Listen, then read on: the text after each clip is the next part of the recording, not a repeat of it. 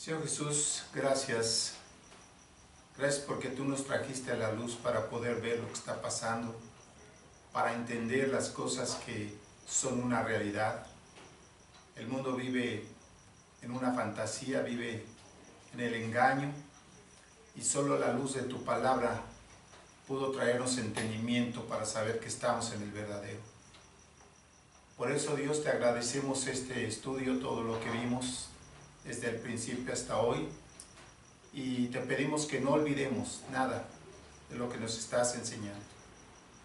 Quizá nuestra mente sea demasiado pequeña para recordar las cosas, pero sabemos que la llenura del Espíritu nos recuerda todo, como lo hiciste con tus discípulos y lo haces con toda persona que busca esa llenura para estar siempre bajo el poder de tu Espíritu Santo. Gracias, Dios, por la vida de todos los que conformamos el grupo. Guarda a quienes vengan en camino. Tú conoces los problemas de esta ciudad y tú sabes cómo hacer que se puedan librar. Por lo pronto, que en nuestro corazón no haya obstáculo alguno para ser fieles. Te lo pedimos por tu nombre y para tu gloria. Amén. Bueno, increíblemente, después de quién sabe cuántos años, no me acuerdo cuánto tiempo nos llevó, pero hoy sí es, la verdad es que cuando me pongo a estudiar, encuentras tantas ligas en diversas cosas que son lo que es, porque el saber que somos de Dios implica todo tu vida de fe, ¿sí? Si tú sabes que eres de Dios, también tienes que ver lo otro, los que no son de Dios. Y también tienes que ver cuando tú no estabas en la luz de Dios, ¿sí? Porque esto es lo que nos hace ver con claridad una verdad que nos mueve a buscar las almas por las que Cristo murió. Solamente cuando tú eres consciente del castigo eterno, eres consciente también del gozo eterno. Entonces, yo estoy así como compungido en mi corazón, no por el regreso de Jesús. Definitivamente dice que hay corona para los que aman su venida, sino porque mucha gente a la que yo les hablaba, definitivamente hasta hoy muchos rechazan, y son gente muy querida, parientes, amigos, y yo no quisiera que ellos vivieran las cosas que dice la Biblia por rechazar a Dios, porque justamente lo que nos vimos la última vez, abran sus Biblias en 1 Corintios 15, 14,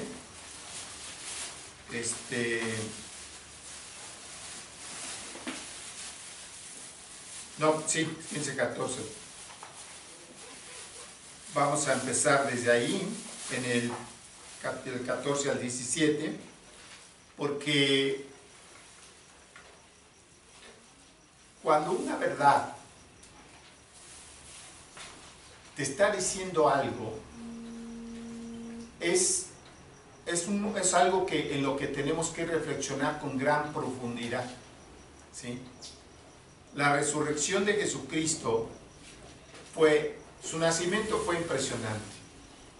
Ya vimos, sabemos, pues hemos visto en muchos mensajes de fin de año, el nacimiento, lo maravilloso que fue, todo lo que implicó, pero realmente los primeros cristianos nunca celebraron el nacimiento, sino la resurrección. ¿Por qué? Porque la resurrección hablaba y habla mucho más que de su nacimiento.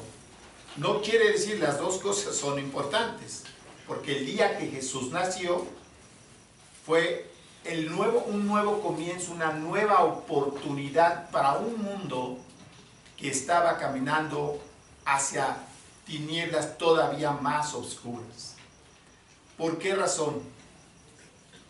Mientras que el hombre tenga en su cabeza la idea de que Dios es un invento del hombre, eso dice la antropología, ¿sí? Los antropólogos que se han dedicado a descubrir pueblos ya devastados por el tiempo, dicen que el hombre inventó a Dios porque cuando ellos escarban, encuentran una serie de ídolos y diversos y diferentes, aunque ellos los ven diferentes, a la hora que los estudias, te das cuenta que solo son los mismos, pero nada más los vistieron y les pusieron el nombre de acuerdo al lugar donde los adoraron, pero en realidad son los mismos, ¿sí? Entonces, si ellos piensan que es el hombre el que inventó a Dios y no Dios el que creó al hombre, es muy difícil que las personas puedan entender su posición en la vida. Hay quienes dicen que tú mueres y ahí se acaba todo, como a una flor. Sí es cierto que Dios nos pone como el ejemplo de la flor, pero no en el sentido de lo que pasa con la flor, que no tiene inteligencia alguna. Es un adorno con vida, que un día tiene esplendor y de repente empieza a decaer, finalmente se seca y ya no tiene nada, ¿sí? Es polvo. Pero en el sentido que ellos lo manejan es todas las ideas que existen de la ciencia humana es quitar a Dios del medio. Eso es lo. Entonces dice aquí, y si Cristo no resucitó, vana es nuestra predicación, vana es también vuestra fe. Entonces dice, si la resurrección no existió, vamos a decir, no niegan que Cristo vino, algunos lo calificaron como un gran iniciado, como un gran hombre, ¿sí? No. Es Dios que se haya hecho hombre, por eso el misterio, ¿verdad? El nombrarme misterio de Dios hecho hombre, ¿sí? Entonces, si Él estuvo en la tierra, es Dios, la Biblia lo dice, se ha comprobado, dice, vana entonces es nuestra predicación. ¿Qué estamos predicando? Si Cristo realmente no resucitó, estamos hablando vanidades, ¿sí? Dice, vana es también tu fe está descansando en algo iluso, o sea, algo que no existe, es lo que te están dando a entender. Dice, y somos hallados falsos testigos de Dios porque hemos testificado de Dios que Él resucitó a Cristo, el cual no resucitó, si en verdad los muertos no resucitan. Y ahí está todo. Cualquier religión, cualquier persona a la que tú le hables o le preguntes de sus ideas religiosas, a ver, en el Oriente suelen enterrar algunas personas con coches de papel, casas de papel, billetes de papel, pero de mentiritas, como pancholares, joyas de bisutería, le hacen una casa incluso, y esa es la idea de que para que cuando la persona reencarne, ya reencarne en otro nivel, ¿no? Eso es lo que... Entonces, cuando fui con mi hijo a China, fuimos a... Digo, ya en plan de turista, ¿eh? No vayan a creer que fuimos a adorar a nadie. Fuimos al templo de Buda. Y bueno, todo es negocio.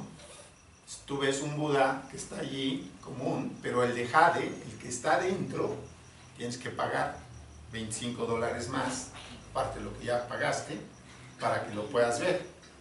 Y me dice mi hijo, yo ni ganas. Digo, yo tampoco, si es que vamos. Pero lo que estábamos ahí, empezaron a hacer un ritual y empezaron a poner en un horno que está al centro. No es un horno, es como, ¿cómo te diré? Como un cenicero grandotote, ¿sí? Sí, con fuego, y ahí empezaron a quemar dinero y cosas, pero no real, todo ficticio, ¿no?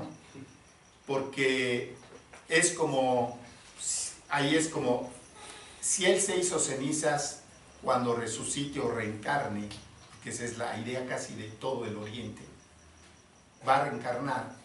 Las cosas del dinero y todas las propiedades también se van a hacer cenizas, pero cuando Él reencarne ya van a ser una realidad. Cuando tú oyes estas cosas o ves estas cosas, y te puedo contar cualquier cantidad de ideas religiosas, posiblemente en tu mente estuvo esa idea que nos han pintado acá en el occidente, de que vas a estar vestidito de blanco, con tu halo, tu arpa y tu nube, ¿no? Y digo, para no revolver los sonidos, la próxima va a estar tan lejos que no la vas a oír, ¿no? Entonces así todos vamos a estar, cada quien en su nube, tocando el arpita por la eternidad. Digo, nada más para que veas cómo manejan la idea de la eternidad. Y esto es lo importante, lo hermoso de esto. Si Dios a mí me ocupó en esto, en la vida, y yo he visto, pues que no, bueno, en internet cuántos paisajes te ofrecen para que pongas en tu computadora, ¿no? Hermosos paisajes, atardeceres, amaneceres, lagos, fondos del mar, fondos en una montaña, en un nevado, en una primavera, en un otoño, en un verano. Te ponen todo tipo de cosas así, lo más bonito fotografiado y eso. Son incluso muchas de estas premiadas por la calidad de la fotografía, ¿no? Y dices tú, bueno, si Dios se llevó el paraíso, ¿qué nos dejó? Lo que dejó, que no tiene nada que ver con el paraíso, lo admiramos. Lo admiramos. Entonces yo digo, Dios, entonces, ¿cómo fue el paraíso? Y de hecho, cuando estaba yo pensando cómo el hombre admira ciertas cosas, yo dije, no es más que una añoranza del hombre en su interior por el paraíso. Bueno, de hecho nos engañan, ¿no? Me acuerdo cuando recién casado, que andábamos buscando casa. Bueno, no recién, porque ya teníamos 2 o 3 años de casados. Ya teníamos el primer hijo. Y pues andábamos buscando casa, ¿no? Y siempre que ibas a las zonas donde estaban las zonas residenciales que hay hoy, todos eran de este lado del periférico, el otro lado del periférico. De este lado ya casi no había espacio, el otro lado sí. Entonces llegaban, no, este es el paraíso. Yo decía, pues qué barato, ¿no? Para ser el paraíso. Y dice, y aquí va a salir una avenida derechito al periférico, ancha, de 4 carriles, de un lado y 4 del otro. Y así todos los lugares que fuimos visitando, era lo mismo. Y yo le digo a mi mujer, ¿y qué va a pasar con el periférico? Si todos los coches que va a haber aquí, se van todos, porque eran varios fraccionamientos que visitamos, todos van a ir a dar al periférico, pues ya no vamos a poder andar en el periférico, y eso es lo que hoy está pasando. Entonces, esta es la idea de cómo el hombre ve las cosas bonitas de esta tierra como lo máximo, cuando realmente lo que Dios nos está ofreciendo es algo grandioso, tan grandioso que si Dios no cambiara nuestra mente, nuestro cuerpo, el día que estemos presentes con Él, no resistiríamos ver esas maravillas. No lo resistiríamos. Cuando tú lees la descripción de la Nueva Jerusalén, celestial, del cielo, calles de oro transparente, nada más te dice de calles de oro y ciertas cosas, no te dice mucho, te dice de cuánto mide, 144 estadios, ¿no? Y es cuadrada, es un cubo más bien. Y dice que adentro están los 12 pilares de los apóstoles, con cada uno con su nombre, y las puertas de la entrada de esta ciudad son de perla, dice, ¿no? Y tienen los nombres de los patriarcas. Entonces tú oyes y ves y dices, wow. Por más que me quiera imaginar, si yo pienso en una perla es así. Y por muy grande que estés así, y por muy bonita que la vea, es algo terrenal. Y cuando dices, a ver, mujer, préstame tu anillo, ¿por qué no está transparente? ¿Sí? Su anillo de oro no es transparente. Piensa por qué dice como oro transparente.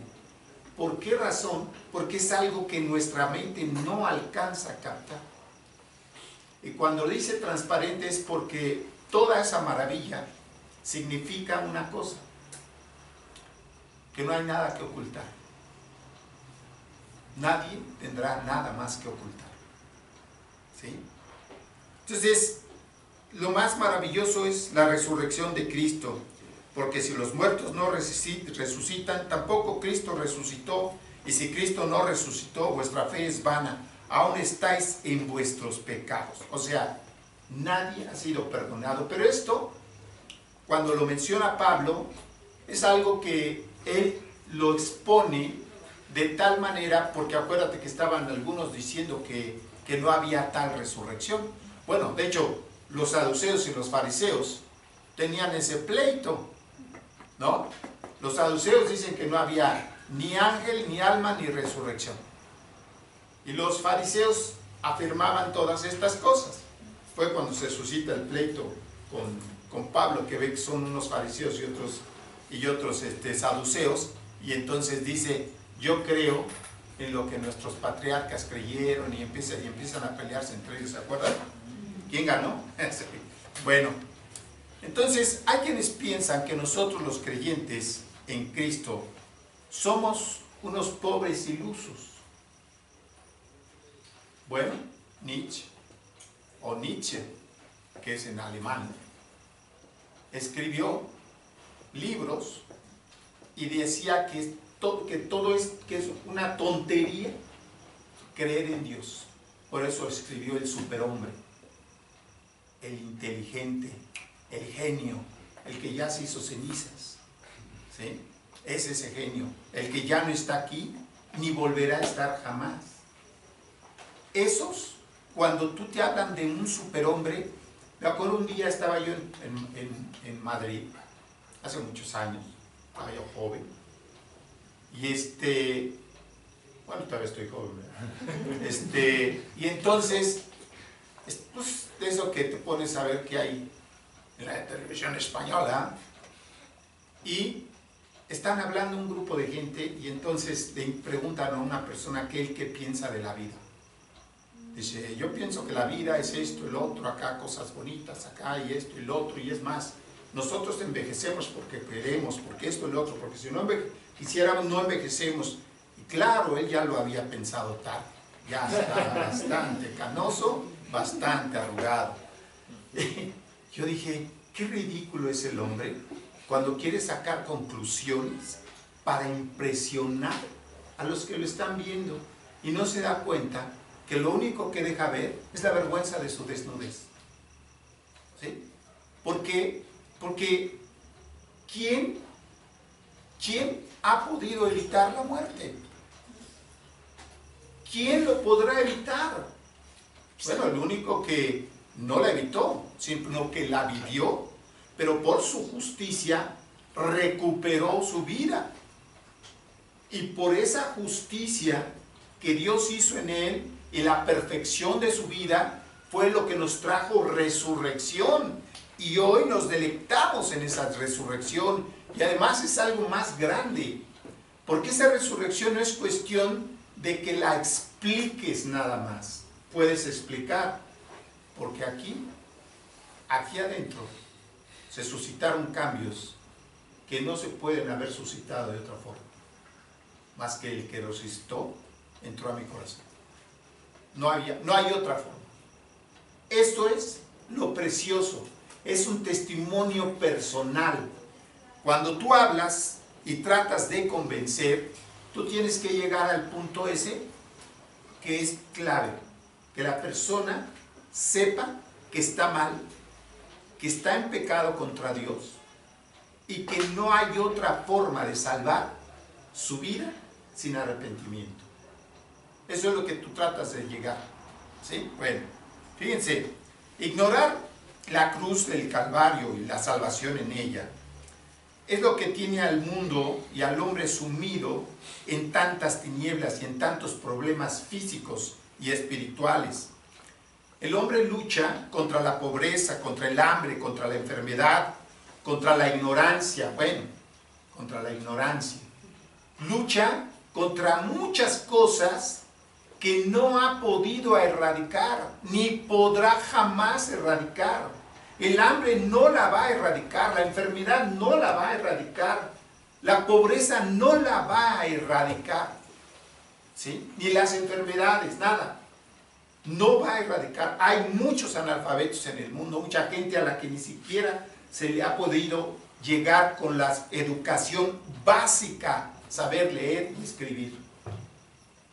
Y esto, nada más quiero decirte que la ONU es la encargada de alcanzar todos los bienes que el hombre, básicos que el hombre necesita. Y el mundo está cada vez en más miseria. ¿Por qué? Por las leyes que ellos han venido aprobando y las cosas que han venido demandando, que no han solucionado absolutamente nada. Sin embargo, Dios deja que caminen. ¿Ok? ¿Quieres tú hacer las cosas como tú crees que van a ser para alcanzar la gloria? Sigue adelante. Pero debemos entender que todos los problemas y las calamidades que se dan en el mundo, y también en forma personal, o sea, también tú puedes sufrir una cosa personal, muy personal, una enfermedad, una quiebra económica, una situación difícil. Pero también puedes sufrir una inundación, un cataclismo, algo que afecta toda una ciudad o un pueblo, ¿no? Todo esto, el hombre lo ve, o sea, Dios lo usa porque invita al hombre a reflexionar. ¿Por qué lo invita a reflexionar? Porque por mucho que te preparen para que en un terremoto, estando tú en un edificio de 50 pisos, y te digan, baje con cuidado las escaleras sin empujar. Bueno, yo trabajé en un edificio de 24 pisos, ¿no? Yo estaba en el 8º.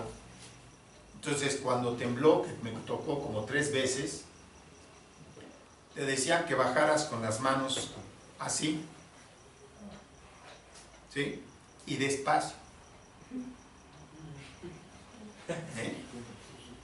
El temblor duraba 1 minuto. Habían pasado 45 minutos y los del 24 apenas iban en el 8º piso, porque yo ahí me quedé, ¿no? Contando a los que iban bajando. Sí. O sea, te pones así a pensar y dices, a ver.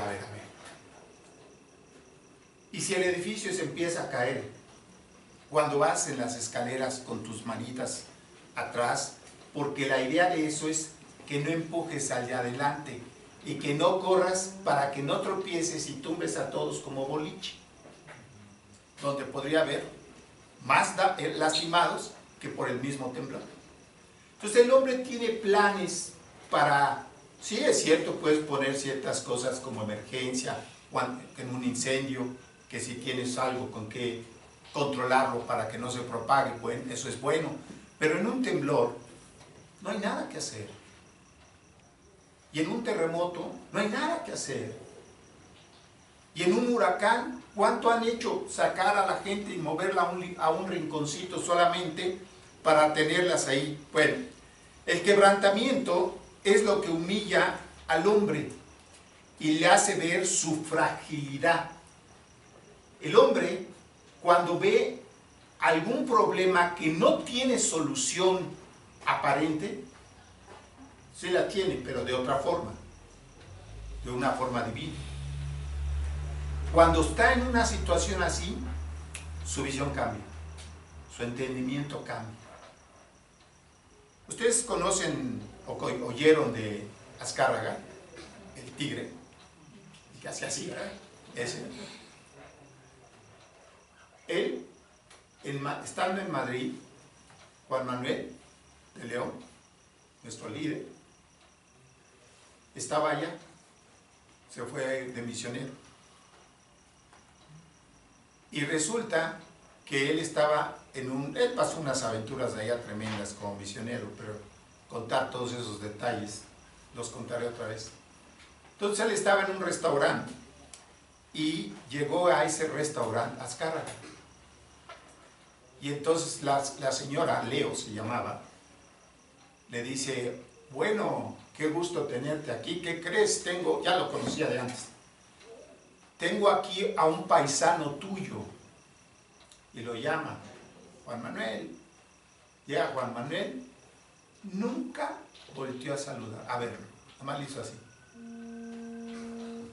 Para él no era tan millonario como él, ¿no? Es más rico que él, sin duda. Juan Manuel y todos nosotros somos más ricos que él, eso te lo aseguro. Pero él lo vio así. Sin embargo, ¿cómo es la vida? Pasan los años, pasan los años, pasan los años, pasan los años.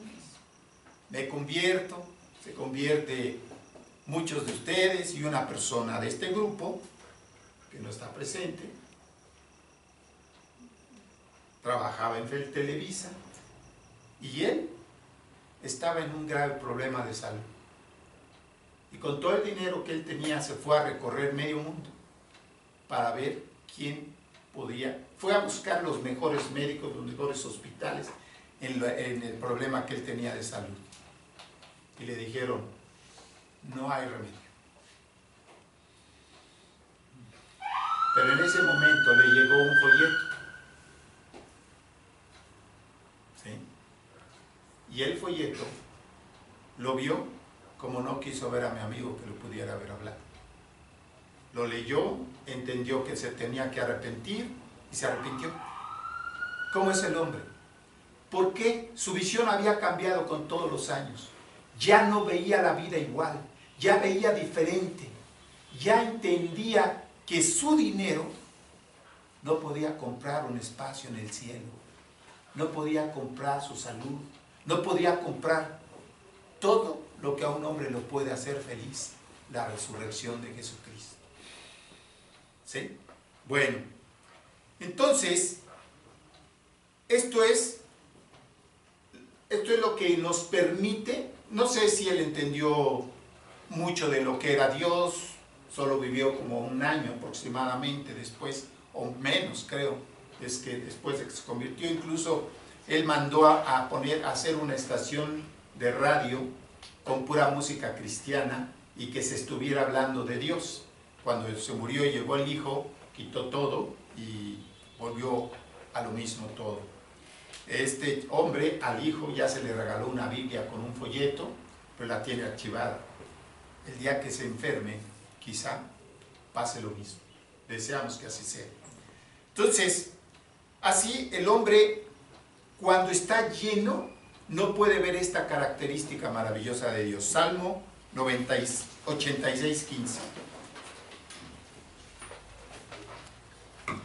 Miren, cuando el hombre está lleno de sí mismo, su visión de la vida es una.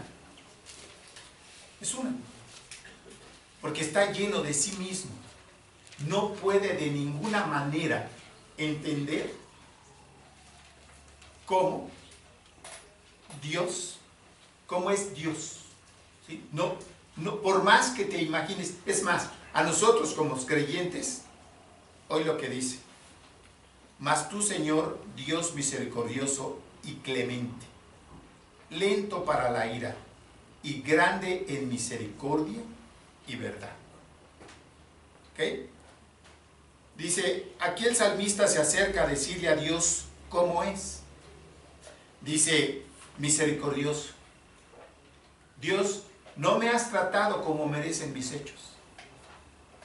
Me has tratado de acuerdo a ese amor que tú tienes por el hombre.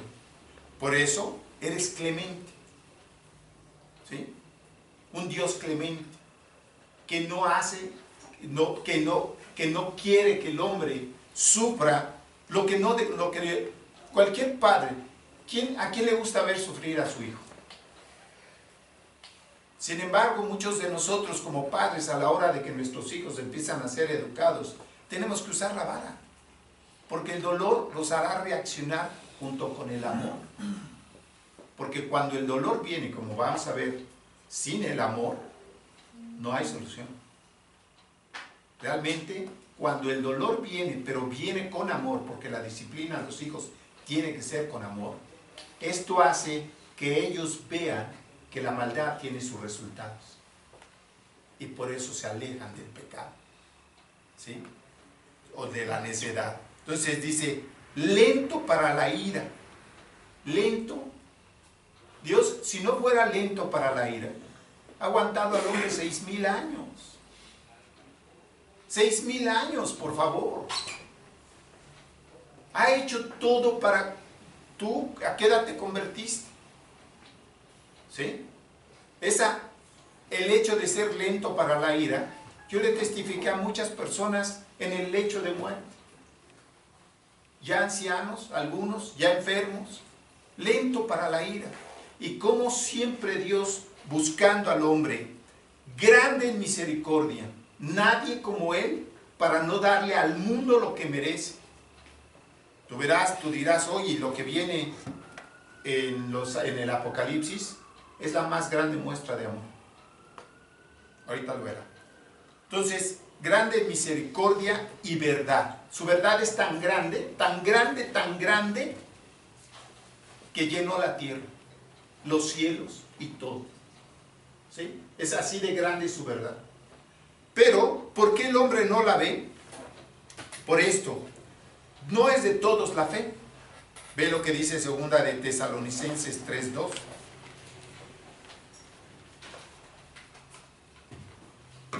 Y no solamente de los hombres que aquí habla, no solamente no quieren creer, ¿sí?, sino que tampoco quieren que otros crean. Y a los que estamos buscando que llevar a los hombres a la vida de fe, nos hacen todas las maldades que pueden. Dice, y para que seamos librados de hombres perversos y malos, porque no es de todos la fe. O sea, no quieren creer, pero tampoco quieren que otros crean. ¿Sabes por qué los hombres perversos y malos impiden que tú hables de Dios? Que lleves a las almas a los pies de Cristo. ¿Sabes por qué? Porque sus conciencias los acusan. Y ellos quisieran que esto del castigo eterno no fuera verdad. Pero no puedes apagar la verdad con una cubetada de agua. No puedes tapar al sol con un dedo. Puedes cerrar los ojos, eso sí. Y es exactamente lo que lleva a los hombres al precipicio. Entonces, también hay unos versículos que aclaran en Apocalipsis 16:10 y 11, que aclaran la necedad humana en extremo. Acuérdate que un problema, un dolor, una situación, es como cuando te duele la muela. ¿Por qué Dios le puso nervios al cuerpo?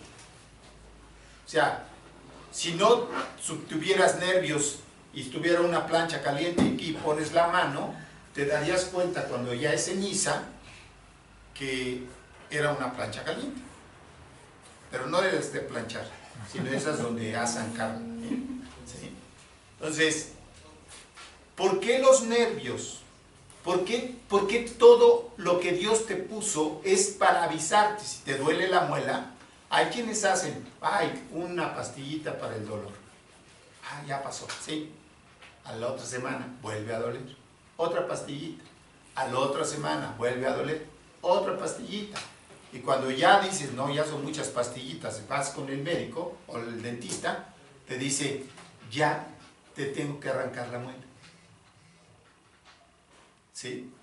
Cuando te está avisando que hay algo que le lastima y tienes que actuar antes de, no cuando ya se tienen que tomar soluciones extremas.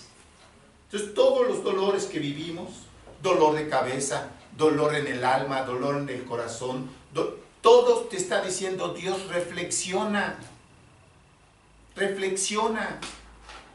Fíjate, te dije, el dolor acompañado del amor trae solución. Cuando no hay amor, no hay solución. Ve lo que dice Apocalipsis 10 al 11. Dice, el quinto ángel derramó su copa sobre el trono de la bestia, y su reino se cubrió de tinieblas, y mordían de dolor sus lenguas, y blasfemaron contra el Dios del cielo por sus dolores, por sus úlceras, y no se arrepintieron de sus obras. Acuérdate que la mayoría de la gente que se queda ha rechazado la verdad. ¿Sí? Entonces ya están en un extremo de necedad. Y al estar en el extremo de la necedad, seguramente en el tiempo de la tribulación, les he dicho, la mayoría de la gente se va a convertir, bueno, no la mayoría, se van a convertir millones. Muchos, como nunca jamás, va a ser el tiempo de evangelización más grande de la historia de la iglesia. Aún con los 2000 años que nosotros tenemos, bueno, yo no sé ustedes qué tan jóvenes sean, 2000 años de que la iglesia está predicando, ¿sí? En estos 2000 años, ni aún con todos estos 2000 años, será el número de creyentes que se convertirán en la tribulación. ¿Sí? Entonces, aquí además te está diciendo, dice, el quinto ángel derramó su copa sobre el trono de la bestia, ya está reinando. El peor hombre que jamás haya existido. Dice, y su reino se cubrió de tinieblas.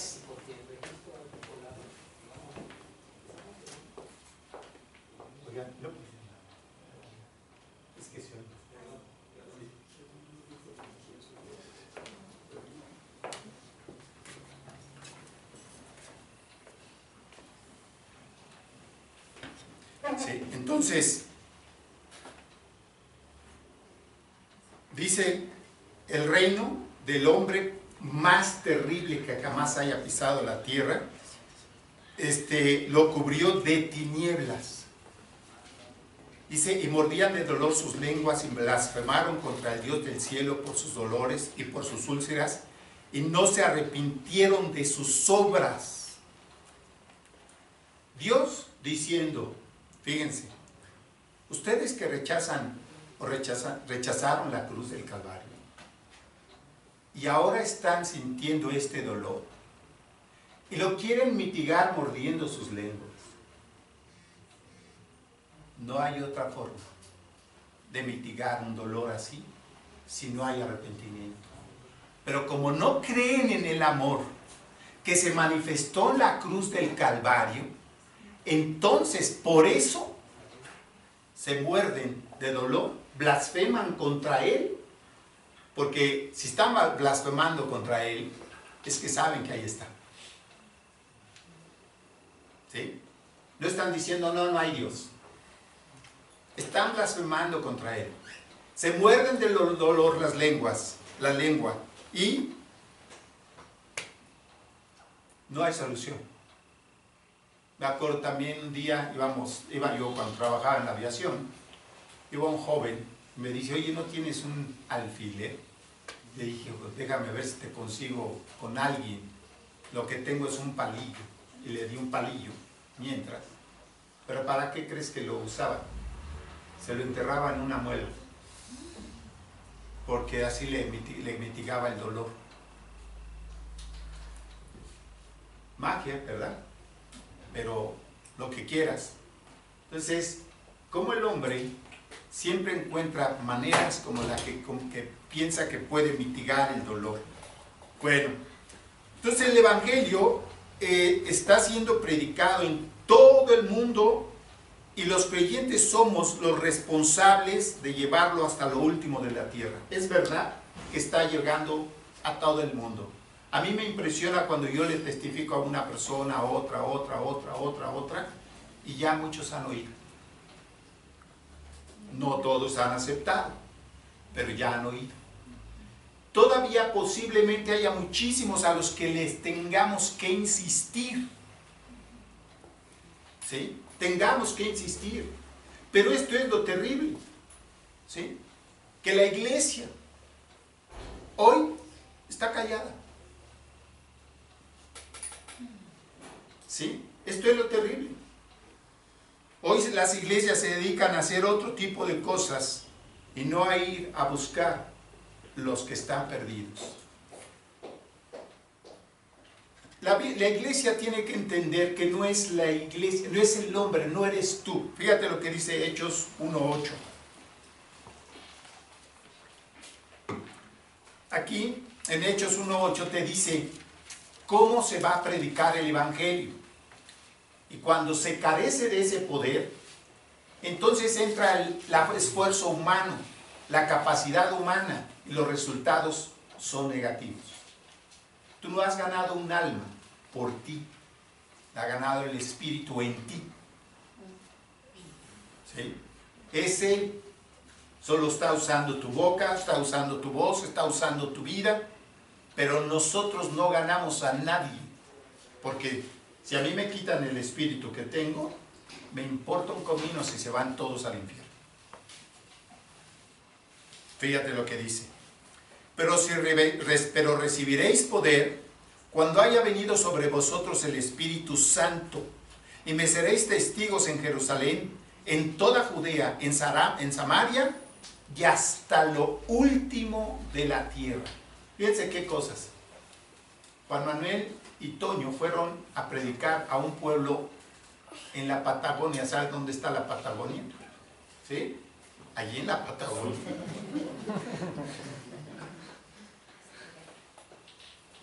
Estaban hablando, estaban predicando en un grupo y una persona le hace una pregunta a Juan Manuel.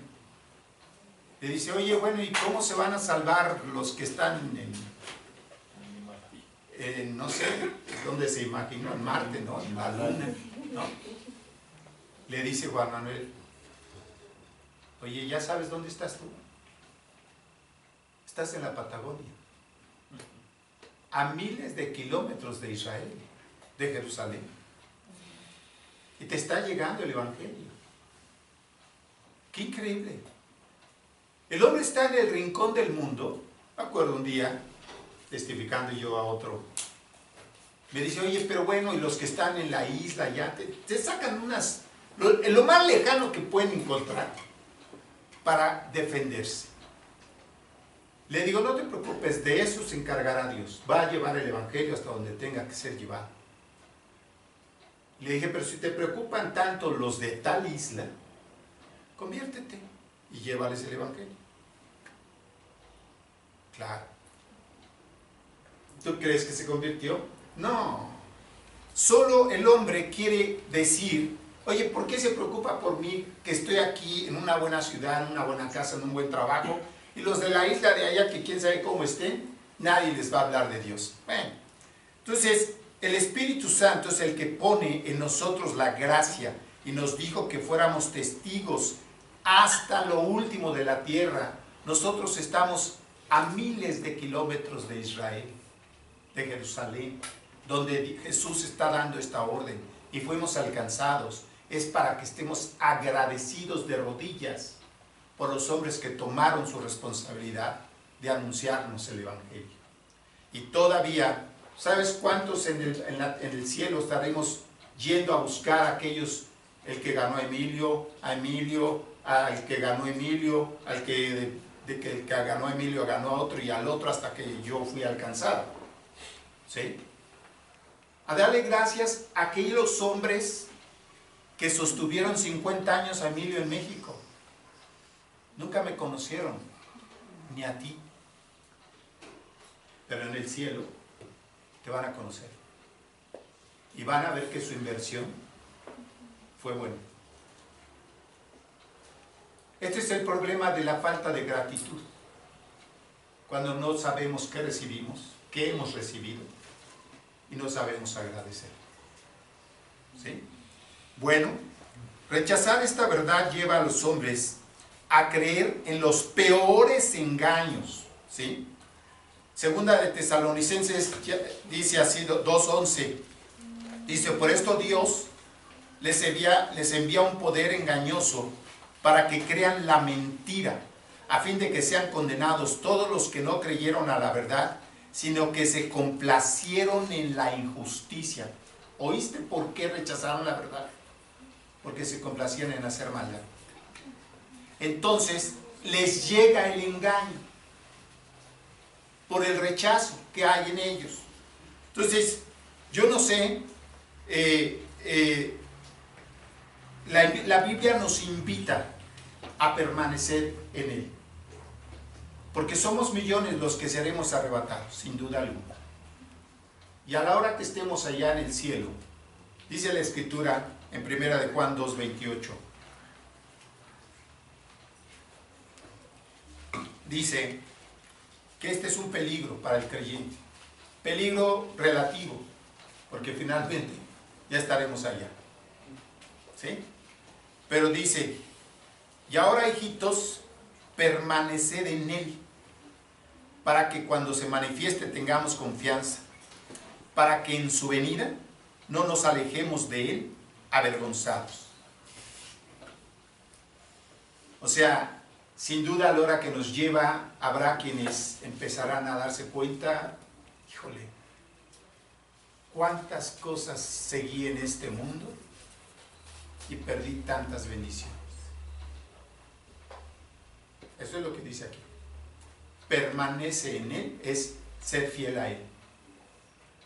Serle fiel hasta lo último. Entonces, la vergüenza será muy grande, los dolores y el llanto quizá también muy grande, pero es una exhortación que estamos oyendo aquí para liberarla. Ahora sabemos a quién le pertenecemos, sabemos que somos de Dios y el mundo entero es de ¿quién? Del maligno. ¿Sí? Ahora también sabemos que el Hijo de Dios ha venido y nos ha dado entendimiento. Estoy en 1 de Juan, ¿se acuerdan cuál parte? Pero sabemos que el Hijo de Dios ha venido y nos ha dado entendimiento para conocer al que es verdadero. Y estamos en el verdadero, en su Hijo Jesucristo. Este es el verdadero Dios y la vida eterna. Hoy los judíos dicen que ya viene el Mesías. Al menos un rabino dijo. Y muchos están regresando a Israel porque creen que viene el Mesías. Pero el Mesías ya vino. Que ellos no lo quieren ver es otro problema. Por eso sabemos que somos de Dios. ¿Sí? Hijitos, guardaos de los ídolos. Nada estorba más la vida de un creyente que un ídolo. 2-3 horas en la tele, 2-3 horas en el tenis, 2-3 horas en el súper, 2-3 horas en esto, 2-3 horas en lo otro, 2-3 horas allá. Digo, en el súper no vas a comprar ídolos, ni es un ídolo. Pero la pérdida de tiempo en muchas cosas es enorme, y más en las que no tienen el más mínimo valor. Y esto, a la hora de la hora, cuando lo traduces, es una vida perdida. Se perdió. ¿Por qué razón? Porque los ídolos, acuérdate del telescopio. Ahí nada más veo el reloj. Tengo que moverlo para ver. En cambio, con mi vista panorámica, sin ídolos, puedo verlo todo. Y lo que Dios me ofrece es más grande que cualquier cosa que existe en la tierra. La mansión más grande y llena de... Estaba yo viendo unas mansiones de los árabes. Bueno, tienen oro. Un coche, un Mercedes de oro. O sea, me imagino que ha de ser, ¿cómo se llama? ¿Cómo les llaman? Chapeado en oro, ¿no? Bueno, narcos. Pistolas con mango de oro, ¿no? Bueno, es increíble, increíble lo que el mundo tiene de idolatría.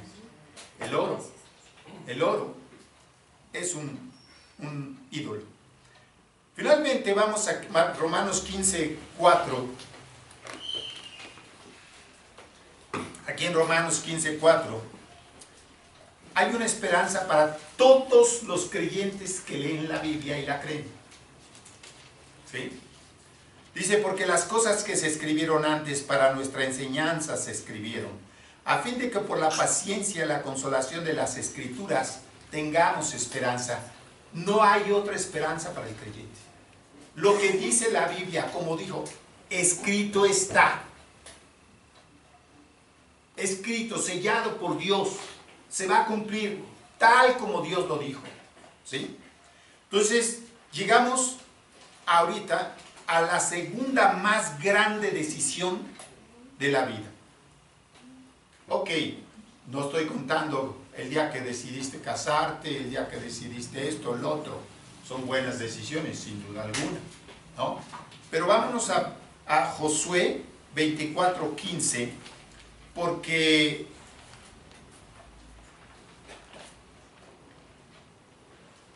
esta decisión, esta segunda decisión,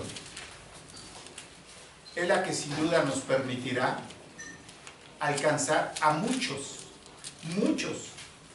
de verdad, y muchos están muy cerca de nosotros, parientes y amigos. Pero la decisión que tomó Josué es la que Dios nos dejó como una consolación. Tú vas a estar más consolado sabiendo que tomas la segunda decisión más grande de tu vida. Dice, y si mal os parece servir a Jehová, escogeos hoy a quien sirváis. Si a los dioses a quienes sirvieron vuestros padres cuando estuvieron al otro lado del río, está hablando del río Jordán, ¿sí? O a los dioses de los amorreos en cuya tierra habitáis, pero yo y mi casa serviremos a Jehová. Tú dirás, oye, bueno, mis padres no estaban al otro lado del río. Bueno, quiero decirte que sí. Egipto, Dios dice que este mundo bajo el maligno es Egipto, ¿sí? Y que todos trajimos costumbres que aprendimos de ellos mal. Quienes no pudieron darnos más de lo que tenían, lo que nos dieron, nos dieron. Yo no sé qué pasó con muchos de esos padres, de esas personas que ya no están. Pero lo que sí sabemos es que traemos malas costumbres. Y aquí Josué dice, ¿quieren seguir sirviendo a los ídolos que se trajeron del otro lado del río? Y además, confundirte con los que están aquí, los amorreos, que tú has leído en la Biblia las atrocidades que hacían. Josué dice, ustedes tienen que decidir, pero yo y mi casa ya decidimos. Vamos a servir a Jehová. Vamos a servir al Señor. Esa fue la decisión de Josué, de su familia. ¿Qué decisión quieres tomar tú?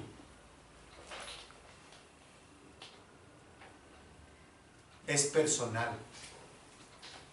Es personal. Josué dijo, yo voy a servir, y mi casa también, pero él ya había hablado con su casa. Y su casa le dijo, vamos a servir a Jehová. Vamos a servir al Señor. Así es de que quizá todos nosotros tengamos que hacer una profunda reflexión en todo lo que hemos vivido. No sé cuánto tiempo queda. No lo sé. Puede ser el último tiempo en la tierra. Puede ser el otro año. Puede ser en unos meses. No lo sé.